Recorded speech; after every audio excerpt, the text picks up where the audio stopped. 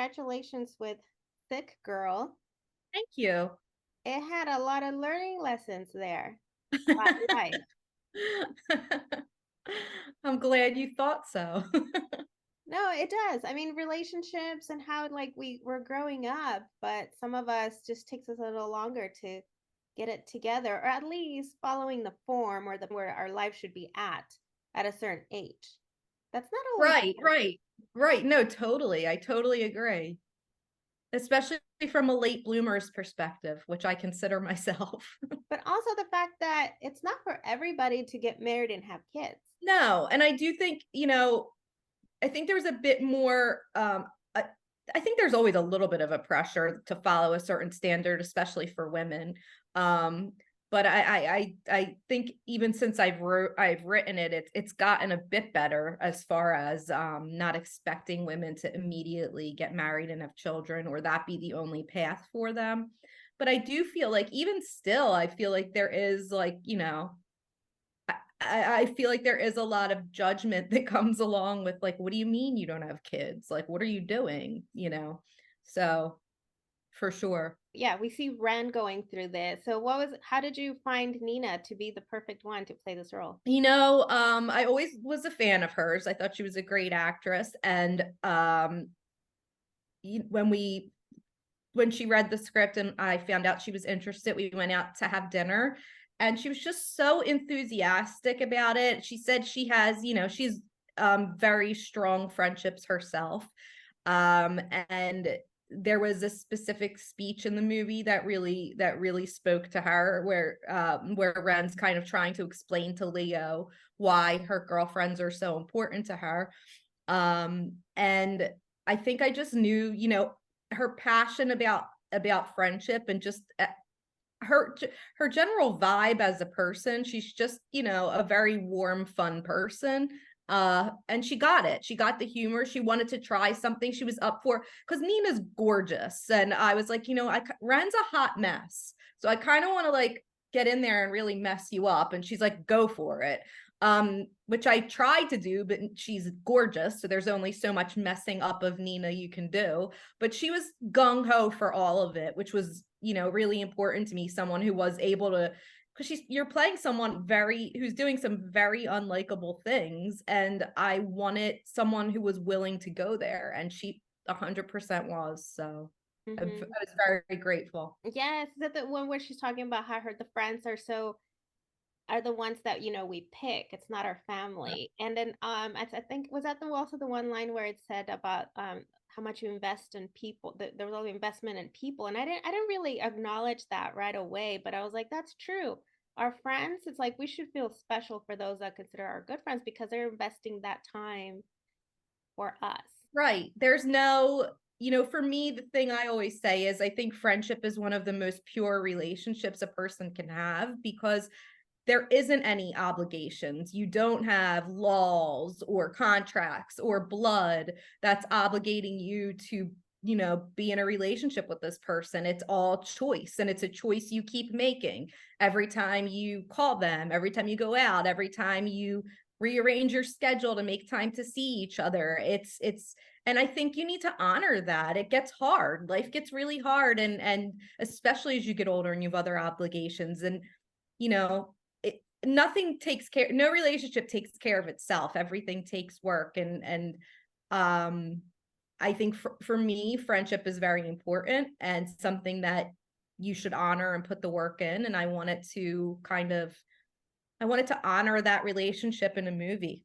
But at the same time, like Leo says, her moral compass is fucked. Yeah. Yeah, she's definitely a hot mess for sure. For me, it's like I kind of like with when I'm writing and telling stories to go places that a normal person, and it's odd because ever since I wrote this and directed it, more and more stories of people pretending to have cancer are coming out, which is it's very startling to me because when I was writing this, one of the things I wanted to explore was like, what is the worst how strong are these bonds that you aren't obligated, and what, what can you expect your friends to put up with, and how much should they, what can they forgive? And I was trying to think of one of the worst things you could do that isn't completely like irredeemable, like running over, like accidentally killing someone or something, but can't pretending to have cancer, this horrible disease that, as far as I could tell, affects I don't know a person in my life who doesn't know someone who has cancer, if not multiple people. So for me, it was kind of like, what could be worse than pretending and manipulating people to have, a disease like this? And I think it's just kind of, I don't want to say it's cathartic, because I don't know that people would actually want to do something like this in real life. But I think the point of movies is to kind of go those places where you don't go in real life and play out those scenarios and see how they unfold. I love the humor that you created here and bringing Leo and teaching her a lesson. Like, this is what cancer really is. Right. Yeah. I mean, I think he was very important. His character was very important. And I was really conscious of writing him as not being, I wanted him to be as lighthearted as possible and not feel like a sad sack, because I don't think, my father had cancer. He had stage 4 throat cancer, and he, you know, gratefully is okay now, but he's always just he was such a badass through the whole thing. Like, he never lost his sense of humor. There was no like poor me. And I think that's so admirable and heroic, and I wanted to portray, Leo's character as being someone who's kind of showing her like she just being like, the exact opposite of how she's behaving. Wait, so did your dad see this?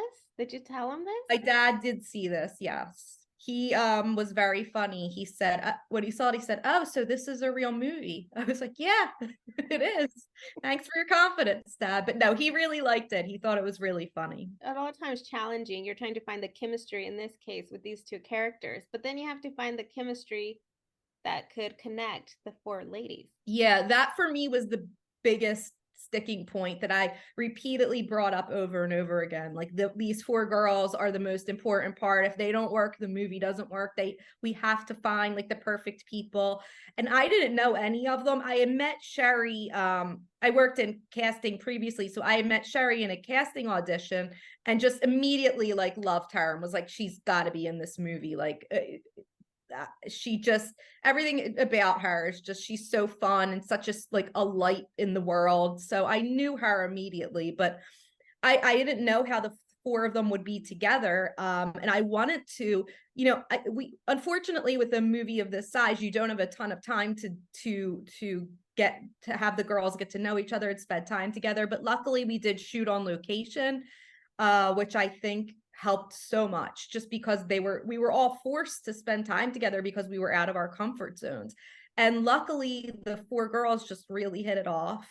They're still friends. We're all still friends, and they spent a lot of time together, which I thought was great, because they, even when they weren't working, they were like, going out to dinner, going to art museums. And I think they're just all really rad actors, and just, you can't fake chemistry, but God bless them. They all 4 of them kick ass in this movie. Speaking of Sherry and her role as Laurel, like, I was like, that's me behind the wheel. But I'm in LA, so I hope you're not in LA. No, I'm definitely in LA, and yes, I feel like I had almost too many people freaking out in cars in this movie. I was like, I feel like this is like, I'm channeling real life a little bit too much, but yeah. Even Leo, when he's being taken, he's just like, his face is like, oh, save me, somebody. I love the humor. Which one was one of those scenes that you enjoyed so much that, I mean, I'm sure it was a fun project because looked like there was a lot of fun too. It was. I think, I love comedy. I think it's funny because when you write something like this, and I'd written it 5 years before we shot it, and you're doing countless rewrites, so you start, none of these jokes are funny to you anymore. You've read them a million times, and then you get these actors who are just totally reinventing them and doing different things with them. So that in itself is a delight. I would often be laughing so hard that like they would have to shush me because I was like ruining takes, because they were like, Jen, you can't, you have to stop. But it's just watching like four talented comedic actors, or not even four, there were so many. I mean, Wendi is just everything out of her mouth is gold. And so it was great. I would say one of the scenes I enjoyed the most was the four girls kind of the montage scene at Wren's where they're playing Pictionary and dancing, and like that was so much fun to film. The producers actually had to be like, Jen, like we're on a schedule here, because I could have just watched them all day. It was so much fun. They were having so much fun shooting it. They were smoking obviously like these fake, you know, clove, I don't know what they were, but it was supposed to be marijuana, and they were all insisting, they're like, we're really high, this is real. I'm like, you guys, it's not real. But they were like so into it and having so much fun that yeah, there was just kind of like a buzz in the air. It was a lot of fun. The film was a lot of fun, so thank you.